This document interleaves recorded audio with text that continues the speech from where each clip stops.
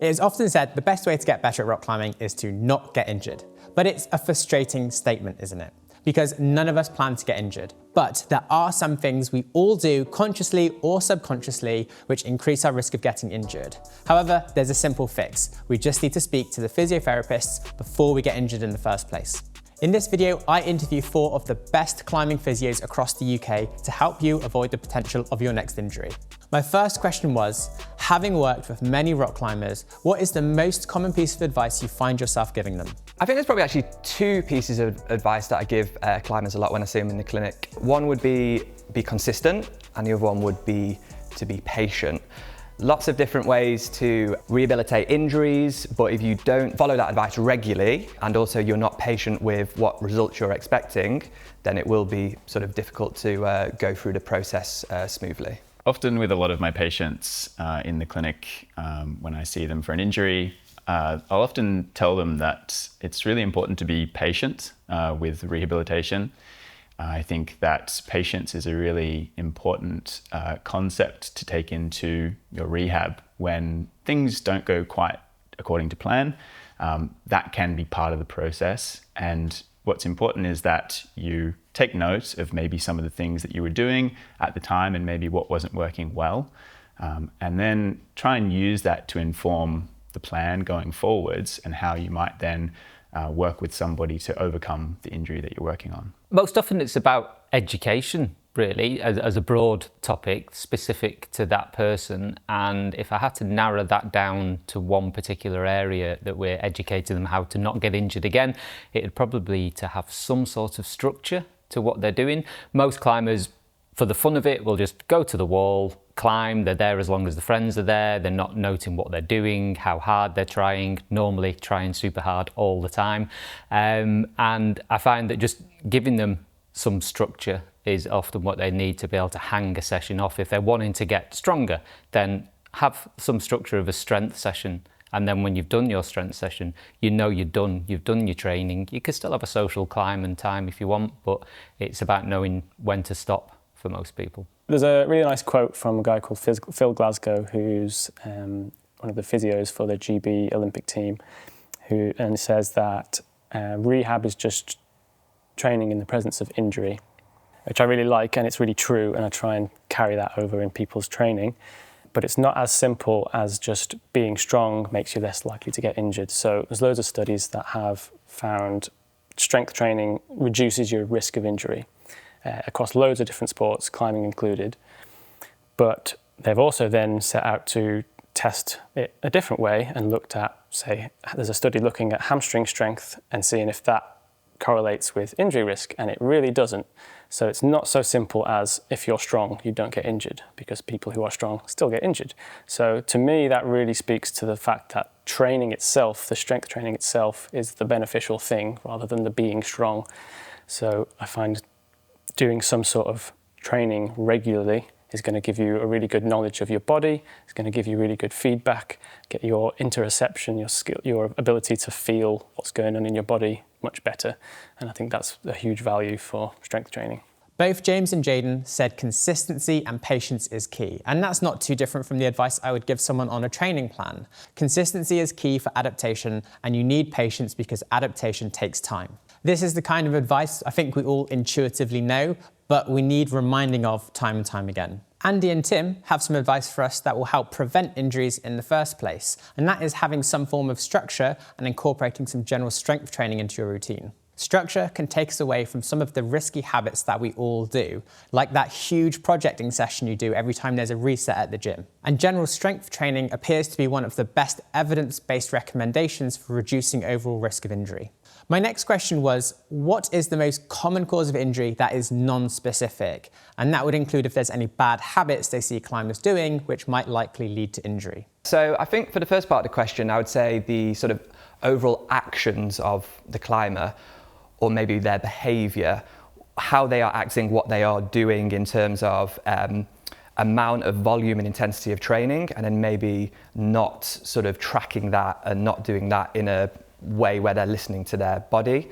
And then the second part of the question, I would say the bad habits of a climber is they're kind of, a lot of them are constantly on the push. So sort of week to week, month to month, there's always an idea of wanting to do better and better and more and more.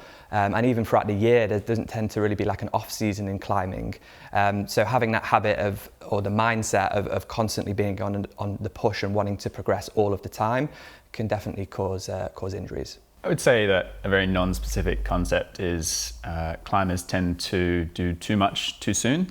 I'll see a lot of climbers trying to force their body to adapt to too much training stimulus over a short period of time, and that tends to often lead to injury. And then I think, especially when it comes to our fingers adapt very slowly, and that tends to be what I see a lot in the clinic, is that climbers come in complaining of finger pain, and I look at their training history and they've just tried to do too many different training sessions or different training modalities quite quickly, and their fingers simply just won't adapt that soon. So again, overall, it's overuse is without doubt the most common. There's some recent good research come out that reckons that possibly up to 94% of all climbing injuries are overuse. And really, when you look back and you're talking to patients and you get in the history of what's happened, there's always, pretty much always, some overuse in there somewhere. So for me, that's the most common. People not sticking to the minimum effective dose. Everybody wants to do more, everybody wants to be training harder than other people all the time.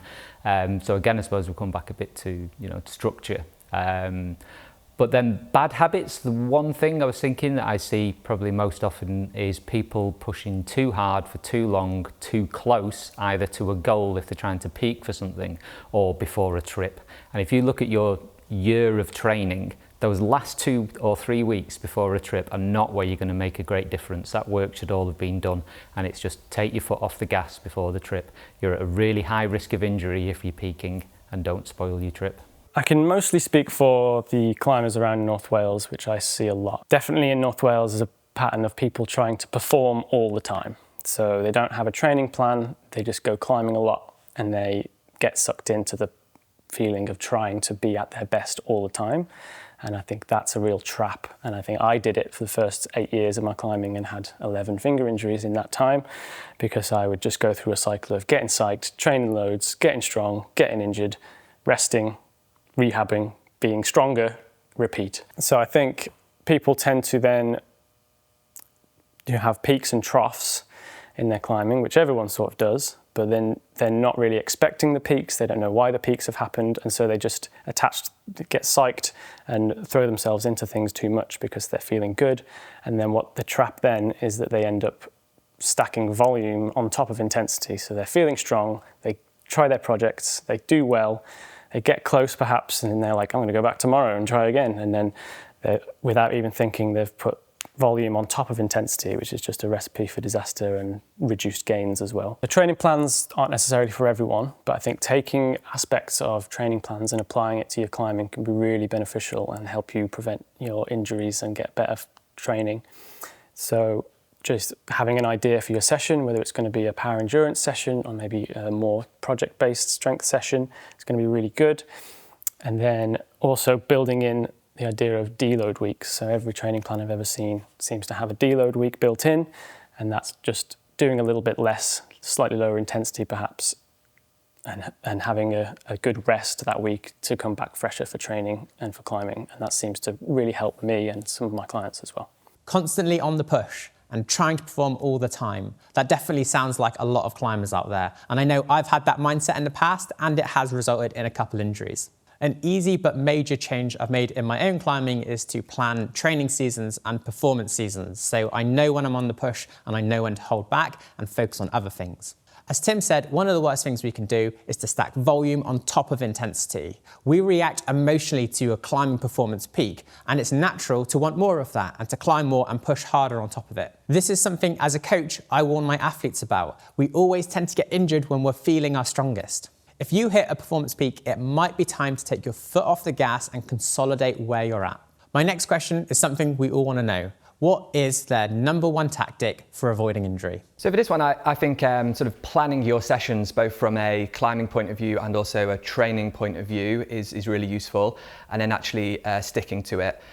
I think a lot of climbers don't necessarily always go into a session with a specific plan, which is fine in terms of if you want to have a fun session and just kind of climb without any real thought, which is okay. However, when it comes to injury prevention, it's really useful to think about that. We've all had times when at the end of a session, we're maybe about to go home, you see a friend, you end up staying for another hour, and we've all had time where we've suddenly added some training in, maybe before a trip, to kind of try and get stronger, and you've sort of overdone it within that month. So having that consistency and planning your sessions is a really useful thing. I think a great way to minimize the chance of injury is to go into each session with an intention or a focus. You don't necessarily need to have a very detailed plan, but without intention or focus, it's really easy to go into your session and end up doing too many different things at once. For me, it's really looking at doing the basics well, which is something that a lot of people, or most people, I think they've got because they're the basics. So obviously they've got that covered. But actually they're the real foundation of everything that you do. If you can get your hydration, your nutrition, your sleep, active recovery, stress management, if you nail all of those, your training will be more effective. You will recover better. You will be able to do more. And if you're not doing those, not only are you diluting your training effectively, you're also putting yourself at an increased risk of injury because you're not going to recover between sessions the same as if you had.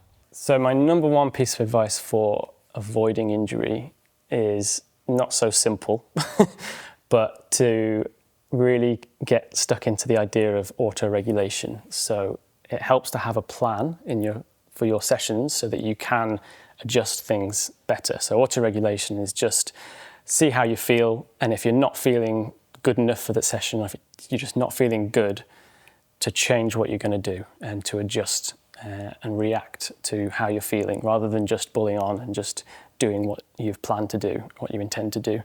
I think that's a really useful thing to do. It's quite hard, it takes a lot of willpower, and it involves something called interoception, so something where you take note of how you're feeling and interpret the signals that your body's giving you, and that's a real skill. It takes lots of practice, and then having the willpower to apply what you've felt and changing what you're doing. I often try and build auto-regulation into people's rehab to get people used to the idea of it. So rather than specifically saying do 10 reps, 2 sets, I'll say a rough guide, so sort of 6 to 12, and do however many feels right, and then try and get people to carry that on beyond their injury, because it's a real skill. And life is really complicated, and people are really complicated, and climbing is really complicated. So being able to adjust and adapt is really useful. And having a plan A and a plan B and a plan C, so that you have in your brain to have something you can do. So rather than being like, oh, I don't feel great, oh well, I don't know what else I will do, so I'll just do it. Having little backup plans is really good.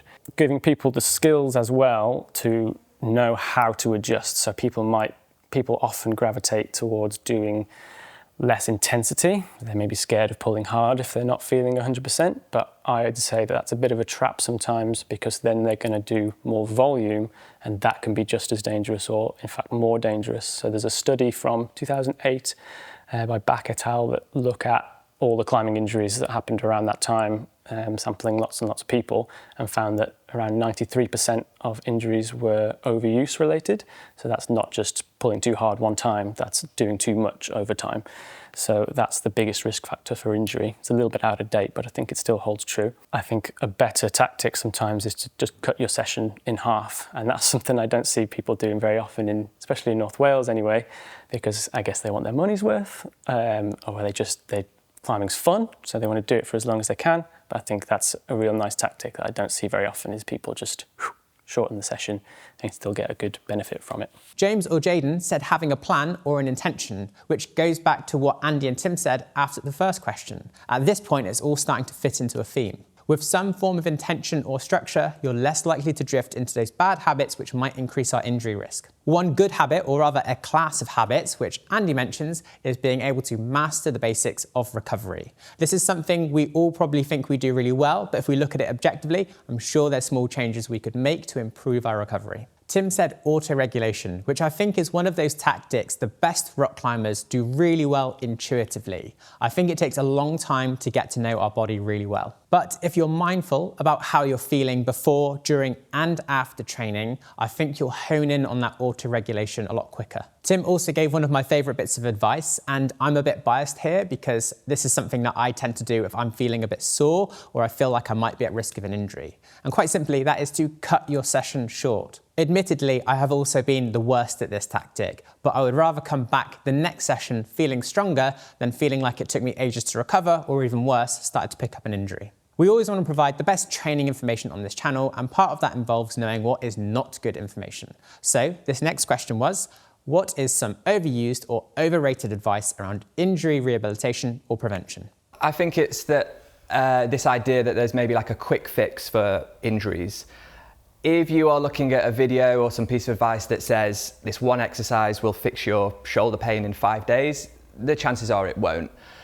Injuries are multifaceted in terms of it's to do with lots of different factors, to do with physical and emotional and psychological elements that all come into it. And you need to look at all of those things with sort of the same level of importance to kind of really get on top of the injury. So the idea that there's a sort of quick fix for most injuries most often isn't true. I think it's overrated to say that rehab exercises are really that much different to training in general. I often tell a lot of my patients that rehab is simply training in the presence of an injury. And a lot of our rehab exercises really should look a lot like the training that we're aiming to do, and they should, form the basis of building your overall capacity to be a better climber. I think in general, I'd start off by saying actually things have got so much better with the professionalisation of coaching. Obviously there are now climbing physiotherapists as specialists and that type of thing, and even Dr. Google has got an awful lot better than it used to be. So I think it's important to say there's an awful lot of good information out there as long as you've got your trusted sources and know where to go. As something that's a personal kind of bugbear of mine, if I was going to pick the one thing, it's that eccentrics cure elbow tendinopathies. If we look at the common flexor tendon, this little fella here, that has to deal with repeated isometric loading, that is not your Achilles tendon, which is all about elastic energy absorption and production and is enormous. And to take a protocol from the Achilles and apply it to the elbow, it's a bit more complicated than that often. It's not to say they don't have their place, but that shouldn't be your first go-to thing to do. So eccentrics people will report, I've done this and it got better. That's often potentially due to other matters. It may just be that you've taken the load out and allowed a little bit of recovery space and that type of thing. But if you're going to work the tendon, which is also important, you need to find the correct load for them.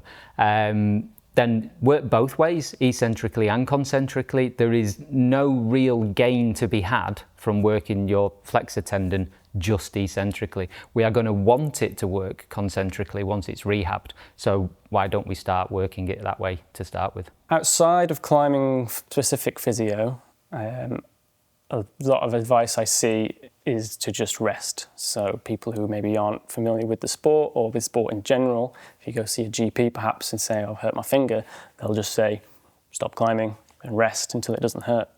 But then the trap is that then you do that, it doesn't hurt, and then you go climbing and then it hurts again, and then you just flop back and forth and lose psych, and it's pretty demoralizing.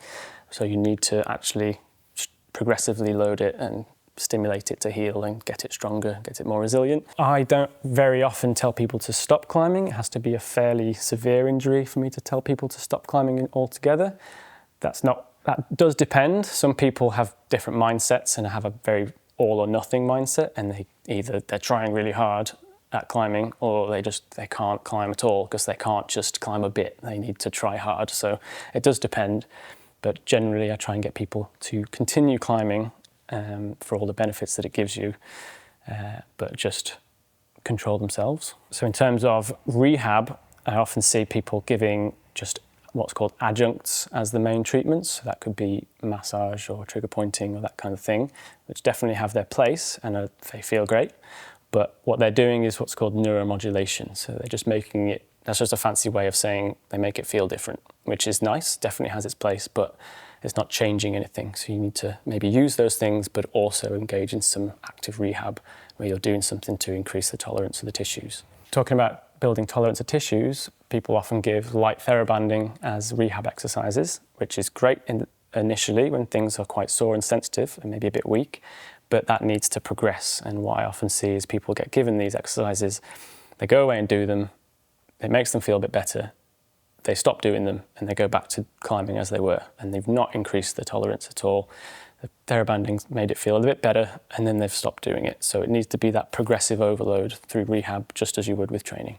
Jayden's quote that rehab is training in the presence of injury is amazing. It shifts our mindset from rest and wait to being proactive. This is something that I think we actually all really want from our rehabilitation process, because we don't want to be benched from the sport that we love. Tim goes on to say how some unhelpful advice might be just rest, or using adjuncts like massage, or underloading the injured area with therabands. The training, aka the rehab, needs to prepare the body for the difficulties of rock climbing. This has been said before in our previous videos on the topic of injury, but the rehab needs to smoothly transition into the training you were doing before or want to do for your rock climbing. If there's not that bridge, then it's unlikely it's going to prepare you for return to sport. It's not that rest or using therabands isn't helpful, it's just that if this is the only advice you ever get, it's likely it might miss the mark at some point in your return to climbing. I'll reiterate Andy's point as well, that there is plenty of good advice out there, you just want to be confident you're getting it from a good source. So I'm going to leave the contact details to every physio in this video in the video description below. If you want to, you can contact them so you'll know you're getting the best advice possible. I've read that finger injuries are the most common injury in our sport. So my next question was, what's the first thing we should do if we suspect we've just picked up a finger injury? Okay, so this is a little bit of a tricky question because it very much depends on what has happened and what the onset was and what the symptoms are. So let's say, for example, you were pulling on a small crimp and you heard a big pop in your finger. There's a very good chance that you have a pulley tear or a rupture, and in that instance it's a pretty good idea to go and see someone professionally, a climbing physio ideally, who can advise you about that and assess the problem. However, if you have got symptoms in your finger that seem quite mild, maybe they came on after a session, and there's not too much pain, it doesn't necessarily mean that you need to go and seek out advice straight away. But the most important thing here is don't just ignore it, and don't just kind of next session go straight back into what you were doing. So I think modifying the load is a really good piece of advice, and what that means is trying to change the volume or intensity or the grip type or hold type that you are actually using on the wall to try and offload the finger. So for example, an open hand hold type, 3-finger drag is generally, for a lot of things, less stressful on the finger than a full crimp. So yeah, that's one sort of piece of advice that you could use. But yeah, the main thing is to not ignore the injuries, and if it is something that seems quite severe, to go and seek professional help. I would say don't panic. As climbers, we often put a lot of importance on our fingers, and rightly so. Our fingers do connect us to the rock and they allow us to do a lot of fun things, but whenever we have a finger injury, if it's an acute injury where you feel a sharp amount of pain, take note of what you were doing at the time. If it's something that comes on gradually, I would take note of maybe what you've been doing in the last 2, 3, 4 weeks and use that as a basis to see whether or not you can self-manage something like this, or whether or not you need to go and see a professional who understands climbing injuries. Finger injuries are common. They're not the most common injury in females anymore. That is now moving towards ankles, lower limb, and shoulders and elbows are creeping in further as the setting style and climbing styles, certainly indoors, are changing. But finger injuries still super common. What to do? Don't just assume. Uncertainty is an absolute killer. Listening to the person down the gym who's had some finger injuries and says, this is what I did, this is what you should do. We do know so much more now about finger injuries related to climbing, and we're able to treat them positively, treat them well, but what you need is certainty. And so I would say don't guess, go and get some qualified advice as to what it is, and you will have a good rehab and a good outcome. So usually my advice is to deload. So if you suspect something's going on with your finger and there's some pain, then it's a good idea to just stop loading it for a little while. How long that is really depends. So I tend to advise people to just rest until that pain dies down. So when you've got an initial injury, maybe there'll be some inflammation, a bit of swelling, some pain. So you need to let that calm down a little bit, because trying to poke and prod and assess and test isn't very useful when it's inflamed and when it's sore. So you're not really going to be able to differentiate anything. It's all just going to be generally pretty sore. So give it a chance to chill, stop poking it, stop pulling on it, and give it a little time, maybe a week, something like that. And then start to assess. So it might be, if you're not sure and you've done some research and you're still not sure what it could be, definitely go and see someone. It's really useful to get as much information as you can out of someone who knows what they're talking about. The best thing to think about when it comes to how your finger is and whether you should be climbing is how it reacts to load. So you can have a fancy scan and you can poke and prod, but really you need to know how it reacts to being loaded, and that's your best indicator as to what you should be doing to it. If you think it's serious, seek professional advice. It's as simple as that. Personally, I don't like writing back to comments on these videos about injury, asking if we can diagnose it or give it specific advice on rehab, because at that point, I'm often playing guesswork. Moreover, I'm not qualified to give advice on injuries, so if you want specific advice on an injury you have, again, the contact details of everyone in this video is in the video description below. Having said that, I realise not everyone has the time or money to contact physiotherapists to get specific advice, so videos like this should go some way to give you an insight into how to deal with injury or prevent injury.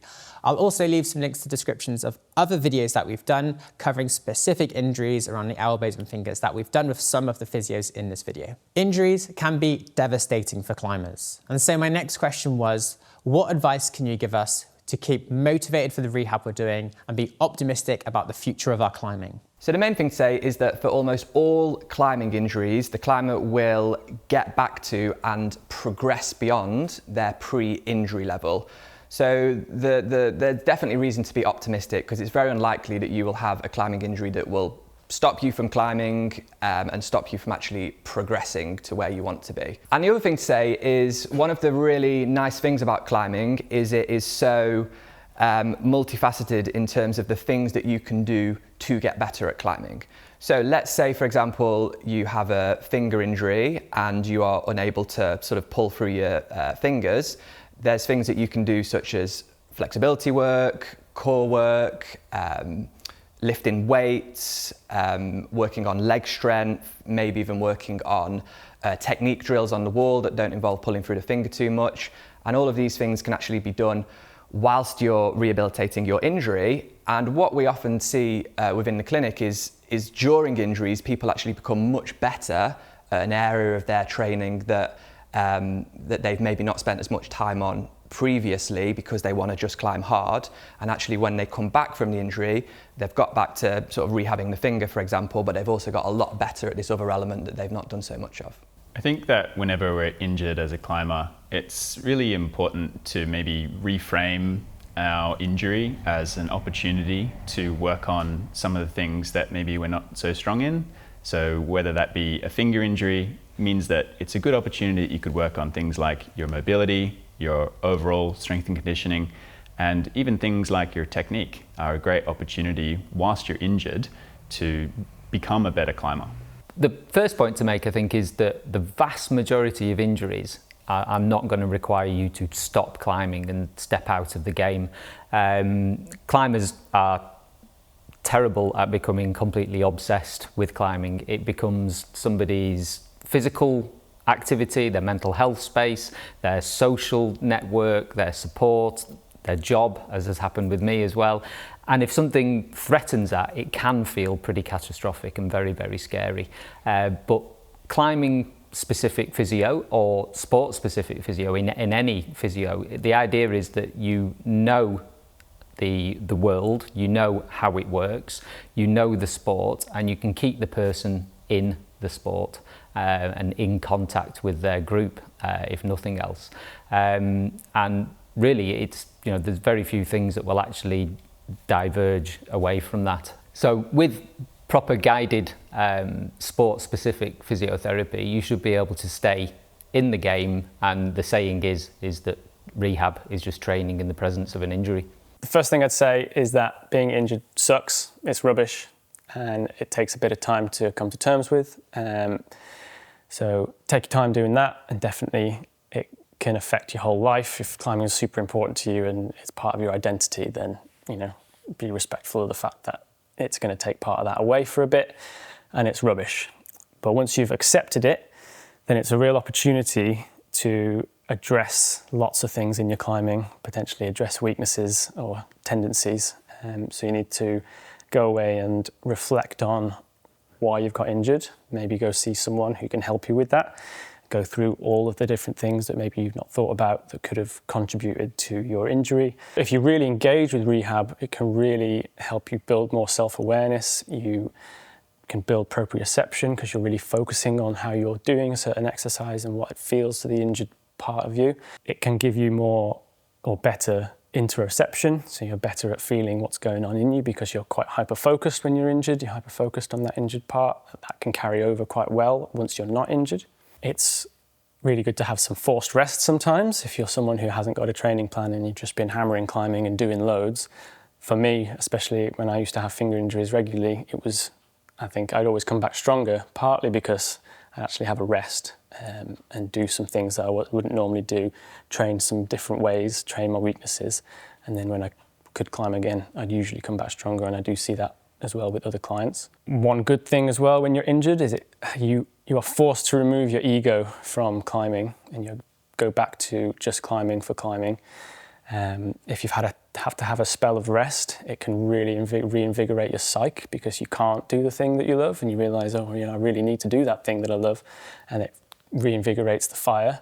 If you get injured and it feels totally devastating, even to the point that your mental health takes a hit, you're not alone. I've been in this position too, and it's particularly hard to protect against if you've made climbing your job or you work in the climbing industry. As both Andy and Tim say, an injury rarely needs to take you out of the sport completely. You can still participate in some way, and it's possible to reframe an injury as an opportunity. In this video series, I've interviewed loads of climbers, and in fact, in my role as a content creator and a climbing coach, I've noticed one thing that seems to be common with every great climber out there. The most successful climbers always are able to turn misfortune into an opportunity and make the most of an injury to progress something else in their climbing. They almost always come back stronger from an injury. As James and Jayden both say, if you have an injury, there's lots of things you can continue to work on. If you have a finger injury, maybe you want to hone in on your flexibility training. If you have an elbow injury, maybe you want to work on your technique while climbing on easier terrain. All of these things can keep you progressing in the sport and might actually be something you reflect on that you would never have done otherwise, and so it becomes the silver lining of the injury. One thing I'll add is that uncertainty around an injury, or an injury which just lingers on for longer than you want it to, is the worst thing psychologically for me, and maybe it's the same for you. So if you want some of the best climbing injury support in the UK, you know where to find it. Thank you for watching, we'll see you next time.